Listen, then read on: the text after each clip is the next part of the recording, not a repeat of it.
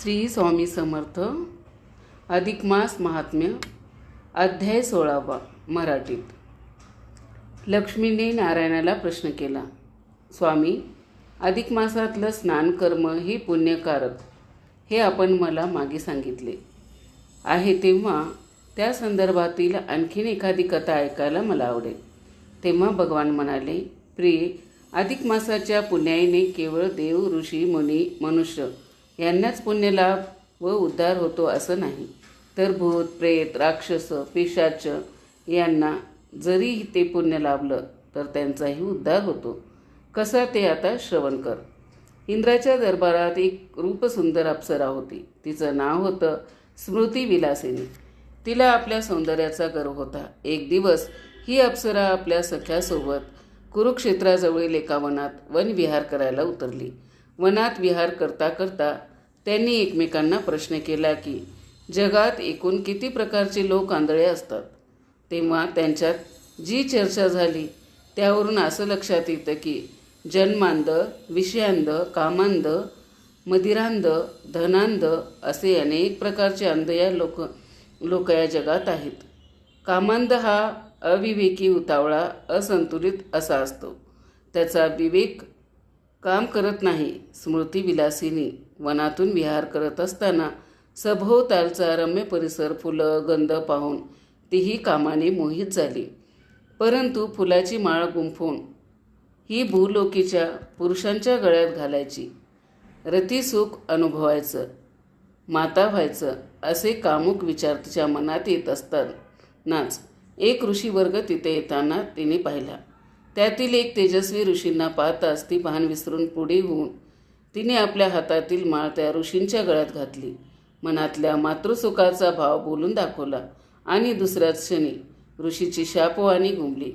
हे पापिनी कुलटे, तू हे जे नीच कृत्य केले आहेस, कामांध, विषयांध होऊन केलेल्या या पापाचं फलित म्हणून मी तुला शाप देतो की तू याच वनात पिशाच्च होऊन फिरशील. ती क्रोधित दुर्वासांची शापवाणी होती. तो शाप ऐकताच ती अप्सरा भानावर आली. तिने पुढे होऊन ऋषीचे पाय धरले व उशाप याचना केली. मग शीर्घकोपी दुर्वासाने जेवढ्या लवकर क्रोधित होऊन तिला शाप दिला तितक्याच लवकर ते शांतही झाले आणि त्यांनी तिला उशाप दिला, तू पिशाचिनी होऊन ह्या वनात फिरताना तुला एक अधिक मास व्रतस्थ पुण्यवान ऋषिकन्येची भेट होईल. ती तिथं अधिक मास स्नानाचं 1 दिवसाचं पुण्य जर तुला देईल तर तिच्या 1 दिवसाच्या पुण्याईने तू उद्धरशील. एवढं बोलून दुर्वासा निघून गेले आणि एक अकराळ विकराळ अशा पिशाचिनीच्या रूपात ती अप्सरा पालटून गेली. कालांतराने एक दिवस याज्ञवल्क्य ऋषीची कन्या आपल्या सख्याबरोबर अधिक मास पर्वणी निमित्त गंगा स्नानाला जात असताना त्या वनात आली. पिशाचिनीने त्या ऋषिकन्येची वाट अडवली, तिचे पाय धरले व पिशाची योनीतून मला मुक्त कर अशी तिच्याकडे प्रार्थना केली. थोर तपस्विनी ऋषिकन्येला तिची दया आली. मी स्नान करून येते आणि मग तुझा उद्धार करीन, तोवर तू इथेच थांब, ऋषिकन्या म्हणाली. ऋषिकन्या आपल्या सख्यांसमवेत स्नान केली. ती पिशाचिनी मात्र वाटेकडे डोळे लावून वाट पाहत बसली. आपला व्रत नेम पूर्ण करून व्रत सांगता करून ती ऋषिकन्या परत आली. तिने स्नान पुण्याचे उदक तिच्या हातावर दिलं मात्र आणि क्षणार्धातच तिचा उद्धार झाला. तिला न्यायाला इंद्रलोकाचं विमान आलं. इतकी कथा सांगून नारायण म्हणाले, देवी, खरोखरच या अधिक मासाचं फळ हे असं उद्धारक आणि पुण्यकारक आहे, याबद्दल कोणीही शंका घेऊ नये. मैत्रिणींनो, 16वा अध्याय पूर्ण झाला. अध्याय 17. सूत म्हणतात, ऋषी हो, अधिक मासातलं स्नानकर्म हे पुण्यकारक कसं ते आपण मागील कथेत ऐकलं. आता 3 स्नानाचं फल काय ते सांगतो ऐका. पूर्वी दक्षिणकडील पैठण नावाच्या नगरीत एक सज्जन ईश्वरनिष्ठ ब्राह्मण राहत होता. त्याचं नाव धर्मशर्मा. त्याची बायको काशी ही सुद्धा ग्रहदक्ष, ईश्वरभक्त आणि पतिव्रता धर्मचारिणी होती. दोघंही आनंदाने दिवस काढत होते. पण त्यांच्या संसारात एक दुःख, एक उणीव होती. त्यांना संतान नव्हती. पण आपलं हे दुःख ते भगवत भक्तीच्या आनंदात भरून काढत होती. पुढे अधिक मासाचा महिमा आला. तेव्हा त्या विप्र दंपतीने असा विचार केला की आपल्याला दानधर्म इतकंच काय, पण साधं महिनाभराचं स्नानही घडणार नाही. तेव्हा आपण ईश्वर साक्षीने 3 दिवसाच्या पुण्यस्नानाचा नियम करूया. त्यांनी तसा निश्चय केला आणि ते दोघे स्नानास जाऊ लागले. गंगेवर जाऊन स्नान करून यावं, मग घरी आल्यावर पूजा करावी. पत्नीने हार गुंफून घ्यावेत, गंध उगाळून द्यावं, नैवेद्य द्यावा. नंतर ब्राह्मणाला बोलावून त्यांची पूजा करावी, भोजन द्यावं, विडा दक्षिणा द्यावी. हा नेम चालू झाला. तिसरे दिवशी पहाटेच ही विप्र दाम्पत्य स्नानाला जात असताना अचानक एक पिशाच येऊन पुढे त्यांच्या उभं राहिला. बिचारी ब्राह्मणी ती घाबरून गेली. पिशाच पुढे पुढे येऊ लागलं आणि पुढे येऊन म्हणालं, हे पुण्यवंत मानवांनो, घाबरू नका, मी तुम्हाला कसलीही पीडा करणार नाही, तर उलट तुम्ही माझ्या या योनीतून उद्धार करावा अशीच माझी तुमच्या चरणी नम्र प्रार्थना आहे. हे शब्द ऐकून ब्राह्मणाचा जिवंत जीवात जीवाला. तो निर्भय झाला. त्याने त्या पिशाच्याला त्याचा पूर्व इतिहास विचारला. तेव्हा ते सांगू लागला, मागच्या जन्मी मी एक साधन सावकार होतो.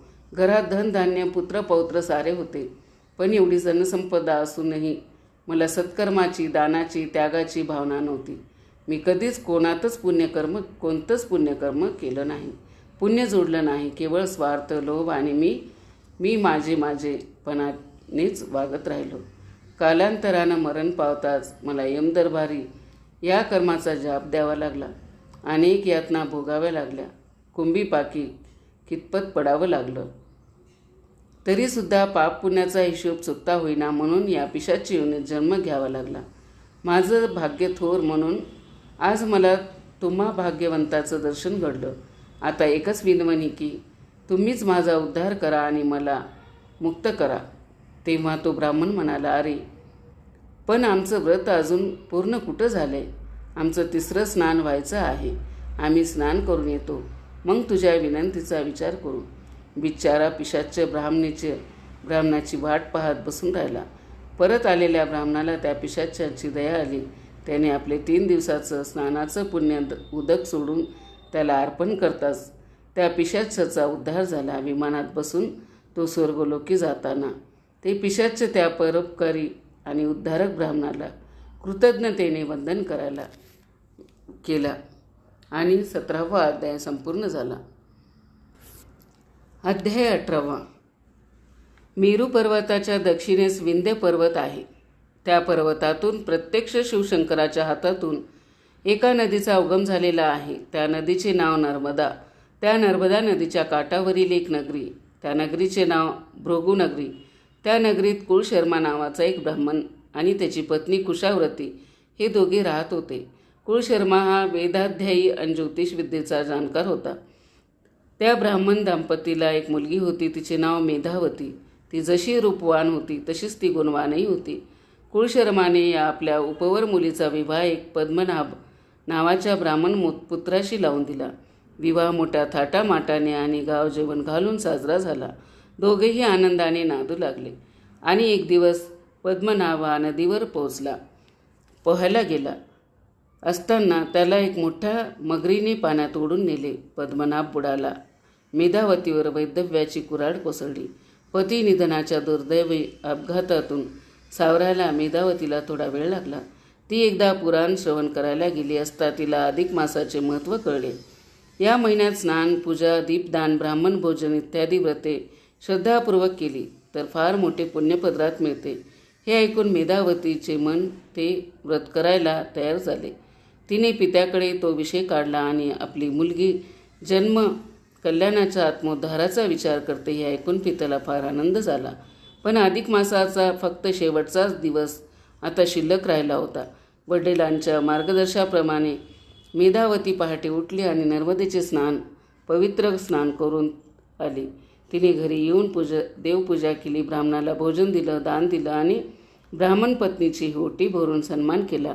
त्यांना आपल्या उपास्य देवतेचे म्हणजे शिवपार्वतीच्या रूपात पाहून दोघांनाही नमस्कार केला, आशीर्वाद घेतले आणि त्याच वेळी कैलास नगरीतून एक दिव्य विमान घेऊन शिवदूत आले. त्यांनी मेधावतीचा देह दिव्य केला आणि केवळ अधिक मासाच्या 1 दिवसाच्या पुण्याईवर ते तिला कैलासावर घेऊन गेले. तिथे जाताच मेधावतीने शिवपार्वतीला विनम्र वंदन केले. पार्वतीला ती विप्रकन्या फार आवडली. ती सश्रद्ध होती, भाविक होती, पण तिच्या कपाळावर कुंकू नव्हते. ती विधवा होती. पार्वतीने तिला सौभाग्य लेणे द्यायचे ठरवले. असेच काही दिवस गेले. भगवान महाविष्णूसह शिव, पार्वती आणि मेधावती हे काशी क्षेत्रात आले. तिथे येताच सर्वांनी पापहारिणी लोकमाता गंगेचे पवित्र स्नान केले. तेव्हा परत एकदा पार्वती मातेला तिच्या मेधावतीच्या मस्तकावर कुंकू नसल्याचे जाणवले. तिने आपले मनोगत भगवान शंकरांना सांगितले. तेव्हा शंकर म्हणाले, प्रिय, उचित वेळ आल्यावर सर्व काही घडेल. काशीमध्येच विष्णूंनी नीलकंठेश्वर महालिंगाची स्थापना केली. त्याचवेळी मेधावती पार्वती स्वरूपात विलीन झाली. पार्वतीने काशीत एक मंदिर उभारून त्या मेधावतीच्या मूर्तीची स्थापना केली. तिला देवतापद बहाल केले. ज्या नारी या देवीची पूजा करतील, तिच्या मस्तकी हळद कुंकू लावतील, त्यांना सौभाग्य प्राप्त होईल असा आशीर्वाद दिला. त्या देवतेचे नाव मंगळागौरी असे ठेवले. सूत ऋषींना म्हणाले, ही शिव महापुराणातील कथेची निवड तुम्हाला हरी आणि हर यांच्या ऐक्याची साक्ष मिळावी म्हणून मुद्दाम केलेली आहे. अधिक मास महात्म्यात या सत्यकथेचा समावेश यासाठीच केलेला आहे. 18वा अध्याय संपूर्ण झाला.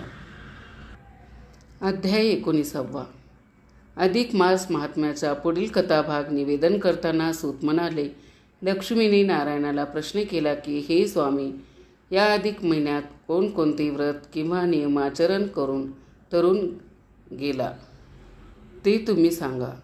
तेव्हा नारायणाने जी कथा सांगितली ती अशी. दक्षिणेमधले गोकर्ण पर्वताजवळचे ते एक शांत सुंदरसे गाव. त्याचे नाव शिवाकांची. लखलखत्या गोपुरीचे ते गाव शिवगौरीलाही फार प्रिय होते. त्या गावात एक विप्रदास नावाचा सेवेकरी राहत होता. तो आणि त्याची पत्नी दोघेही नेहमी ब्राह्मणांची सेवा करीत. अधिक मास आला तेव्हा त्यांनी आपणही एखादे व्रत करावे आणि पदरी पुण्य जोडावे असे ठरवले. दानाला पैसे नव्हते, तीर्थयात्रेला जायला अंगात त्राण नव्हता. मग त्यांनी नदीचे पवित्र स्नान आणि सारणेश्वराचे दर्शन घ्यायचा संकल्प केला. दोघांनीही तो नेम अधिक मासात मोठ्या श्रद्धापूर्वक आचरला. गंगेचे स्नान करायचे, सारणेश्वराचे दर्शन घ्यायचे, भावपूजा करायची आणि मग गावात परतायचं, हा त्यांचा नित्यक्रम होता. संपूर्ण अधिक मासाचा स्नान, पूजा आणि दर्शनाचा नित्यनेम पार पडला. शेवटचा दिवस उजडला. त्या दिवशी त्यांनी एक एक करून जमा केलेले पैसे खर्च केले. तिथेच उद्यापन केले. ब्राह्मण भोजन घातले, ब्राह्मणाचे आशीर्वाद घेतले, प्रसाद घेतला आणि ते दोघे रात्र उशिराने आपल्या घराकडे येत असताना वाटेत एक प्रेत पिशाच्याने त्याची वाट अडवली. ते पिशाच पाहून ब्राह्मण घाबरला. त्याची बायको तर बेशुद्धच झाली. भगवंताचे नाम मनात स्मरून धैर्य आणून विप्रसदाने त्या पिशाच्याला, तो कोण, वाट का अडवलीस असे विचारले. तेव्हा त्या पिशाच्याने आपला सर्व पूर्व इतिहास विप्रसदाला सांगितला. अधिक मासाच्या स्नानाचे पुण्य पदरी जोडलेला त्या पुण्यपुरुषा, तू तुझ्या पुण्यातील 7 दिवसाचे स्नान पुण्य मला दे आणि माझा उद्धार कर अशी त्याला हात जोडून विनंती केली.